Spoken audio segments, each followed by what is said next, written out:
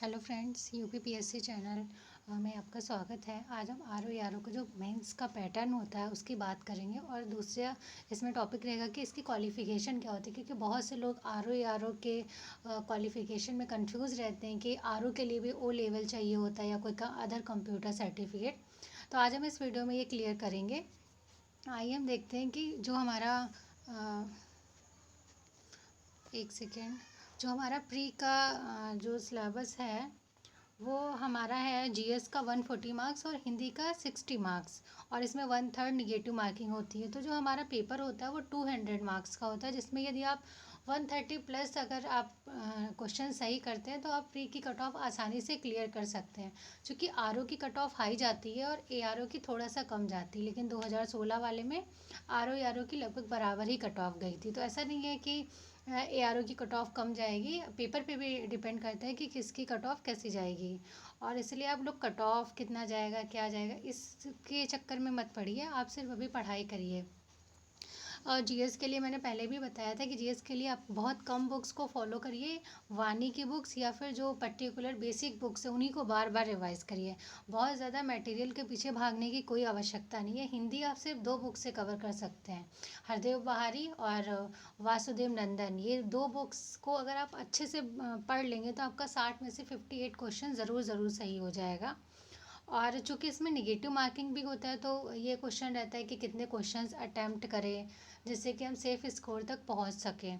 तो मेरे अनुसार अगर आप 200 में से कम वन पेपर पे भी पैटर्न पे भी डिपेंड करेगा कि ये आप उसी समय एग्ज़ाम के टाइम पे डिसाइड करेंगे कि आपका पेपर कैसा आया है। लेकिन अधिकतम अटैम्प्ट करें, क्योंकि आपको जितने क्वेश्चन आते होंगे उतने ही अटैम्प्ट करेंगे, तब तो फिर सिलेक्शन होना मुश्किल हो जाएगा ना।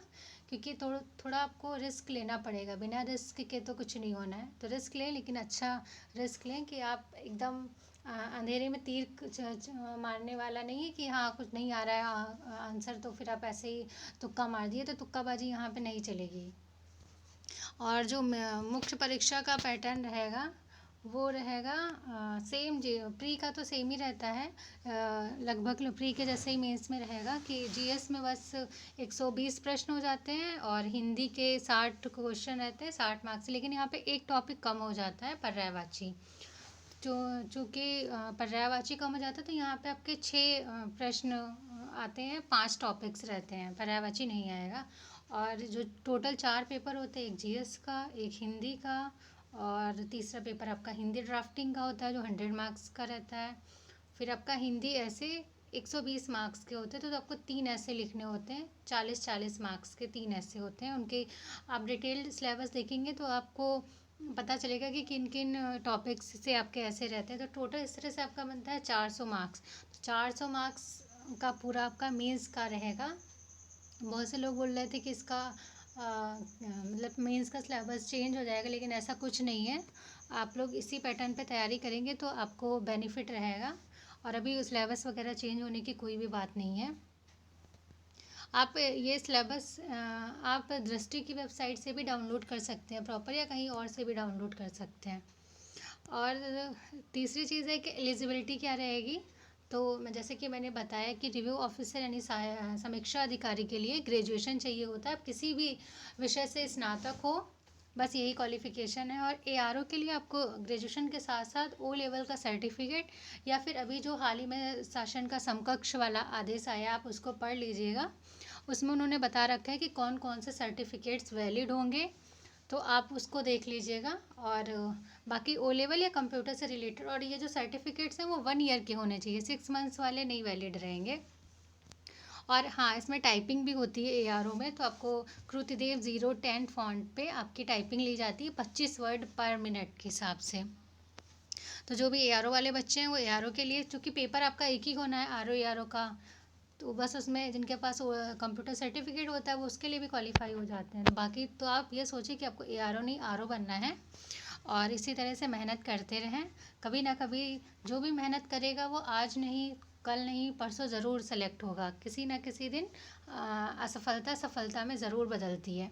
तो आप लोग बिल्कुल मेहनत करते रहिए, और अभी भी बहुत टाइम है नोटिफिकेशन आने तक, एग्ज़ाम होने तक। तो आप अगर अभी से भी तैयारी करना शुरू करेंगे तो आप डेफिनेटली क्योंकि आरओ के अलावा भी आपका पीसीएस 2023 का एग्ज़ाम होगा अप्रैल मई में, अभी डेट नहीं क्लियर है।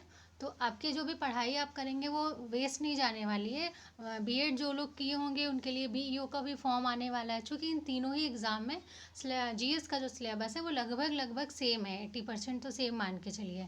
तो आपको, और चूँकि मार्केट में आजकल डिफरेंट डिफरेंट टाइप की टेस्ट सीरीज और बुकलेट्स वगैरह हैं, तो आपको बहुत ज़्यादा मैटर को कलेक्ट नहीं करना है। सिर्फ आप एक टेस्ट सीरीज किसी भी से भी ले लीजिए, ऑनलाइन या ऑफलाइन, और बेसिक बुक्स और एनसीईआरटी पढ़ लीजिए अगर आप पीसीएस की भी तैयारी कर रहे हैं तो। बस इसके अलावा आपको कुछ भी नहीं करना है, और बस सिर्फ पढ़ाई करनी है।